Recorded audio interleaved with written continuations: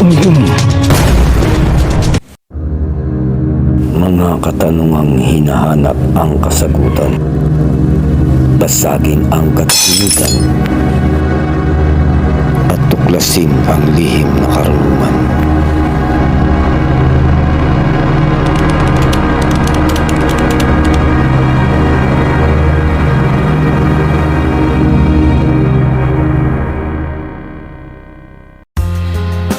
At yun, mapagpalang umaga sa lahat mga idol. Ito naman yung ating isang lamesa. So makikita po natin dito puro gemstone yung nandito. Ayan yung mga yan.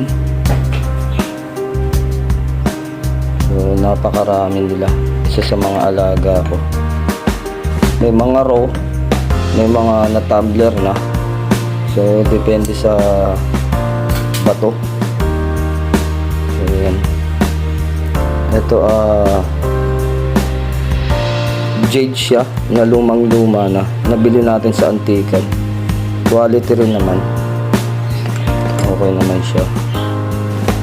Meron tayo ditong mga duwende. Ayan, mga duwende natin. Nagsiya ng tubig naman dito. Ayan, mag-asawang duwende. Tsaka 7 years. Ito lapis lazuli mga lods. Sa personal asul na asul yan na may halong mga green. So nahukay na matagal na panahon sa Negros. Yung iba hindi ko kilala rito. May mga stand na siya. Nilagyan ko na ng mga stand. Ang dami ng kulay, parang pinagsama-sama na siya. So hindi natin kilala kung anong mga gemstone to. Ito green jade din yata siya. Mas meron dito na citrine. So napakaganda.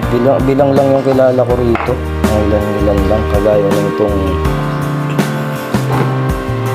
ating tawag dito rose quartz. So kulay pink siya. Lalo na sa personal.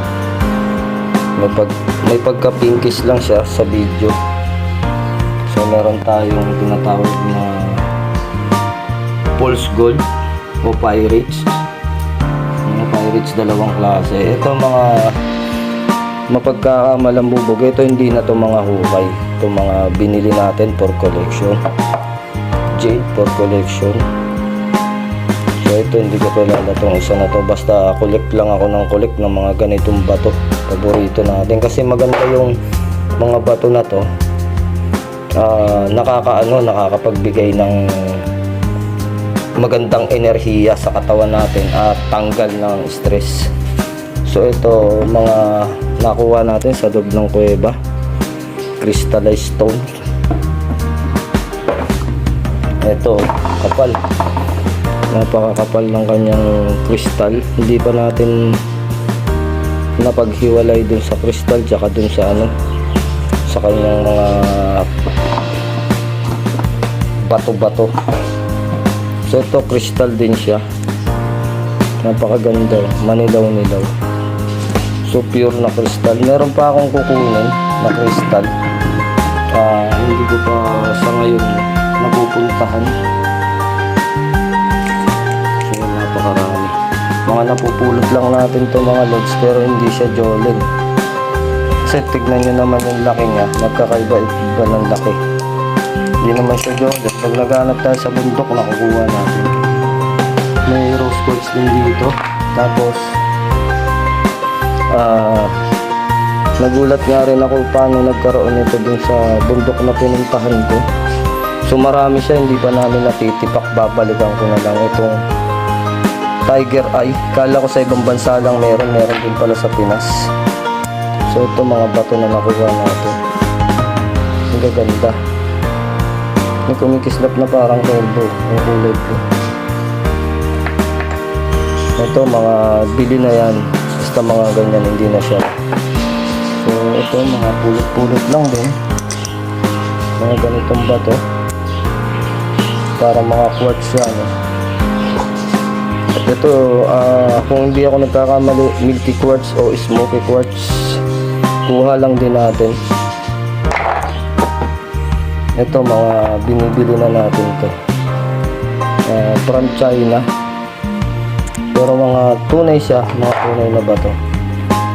Ay, natumba na yung fingerboard ko. Yan ang ganitong klase. So, hilig tayo sa bato. Meron ditong parang violet. Ito, ang ganda. Violet. Nakuha ko rin to sa bundok. So, yan, madami yan sila. Lapis lazuli, bili rin. Ito, halo-halo. Iba-ibang klase rin. Hindi na natin silang nalilinisan. Ito, mga pulot-pulot lang din natin. Mga tipak ng batong kristal o quartz.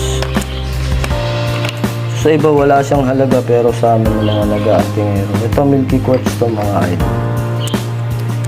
Raw pa siya, raw. So meron dito yung nahanap ko, yung may gold tsaka silver sa loob. Ito nakuha ko rin sa bundok. Ayan. Maraming kasamahan to, hindi ko matanggal-tanggal yung sa kuweba. Ito po. Grabe. Isang kabuuan niya, talagang ano siya, kulang lang sa linis. Hindi ko lang ang alam kung ano pang lilinis dyan para sila ay gumanda talaga. So nandito rin yung mga mutya ng binta natin. Pampaswerte kasi yun. Matanda na siya. So need na siyang ilipat ng lalagyan. Nagsiksika na sila. Yung iba ayaw na matanggal dun sa loob pag lumalaki. So eto, nagtataka ako rito. Nakakuha ko to sa kuweba. Green na green yung kulay niya. Hindi ko alam kung ano siya. Ito pala yun, yung merong gold sa loob. Saan ba yung gold niya? Ayun, gold talaga siya mga lods. Ito, itong naninilaw na to. Yan, gold yan.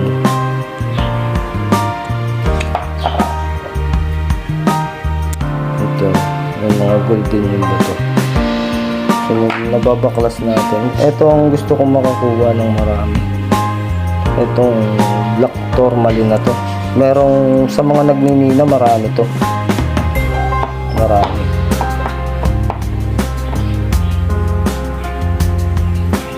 So, ayan. Ito pa. Nakuha ko rin. Kulay violet. Marami siya eh. Iba.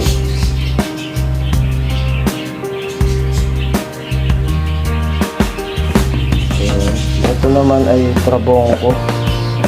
Nag-iisang trabongko natin mga lods. Legit na trabongko yan. Papatayan lang natin ang ilaw.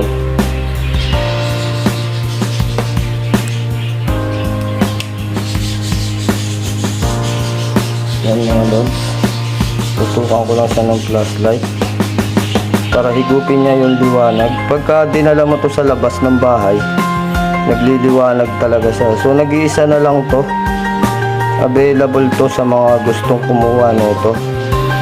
Kakaiba to, kulay blue to yung liwanag nito. Sa mga gustong i-order to, mag-text lang po kayo sa 0956-022-6467.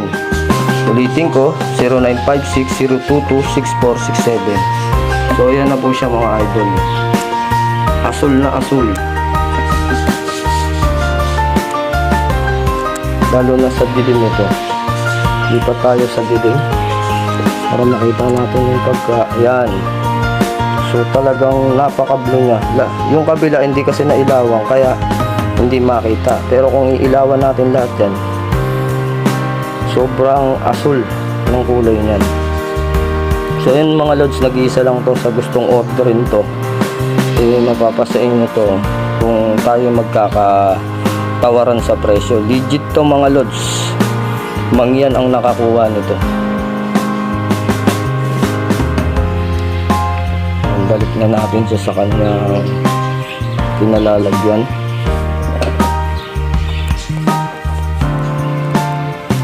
Yan yung ating lamesa na punong-puno ng mga gemstone.